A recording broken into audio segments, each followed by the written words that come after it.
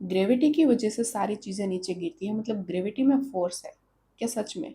तो फिर हमारे सौर मंडल के सारे ग्रह जो है वो नीचे की तरफ क्यों नहीं गिरते? वेल बता दूं कि ग्रेविटी में कोई फोर्स होता ही नहीं है। अगर होता तो जो भी चीज़ें हम ऊपर की तरफ उछालते हैं वो ऊपर की तरफ जाती ही नहीं। और यही वजह है कि हमारे सौर मंडल के सारे ग्रह कभी नीचे की ओर नहीं गिरते हैं, लेकिन वो सूर्य के आसपास चक्कर जरूर लगाते हैं, वो भी गुरुत्वाकर्षण बल यानी कि ग्रेविटी की वजह से। ये क्यों? क्योंकि सूर्य जो है वो अपने स्पेस टाइम को मोड़ता है, और इसी मुड़े हुए स्पेस टाइम में सारे ग्रह जो है वो चलने की कोशिश करते हैं, जिसकी वजह से सूर्य के आसपास वो चक्कर लगाते हैं। लेकिन सवाल ये है कि सूर्य जो है वो इस स्पेस टाइम को कैसे मोड़ता है?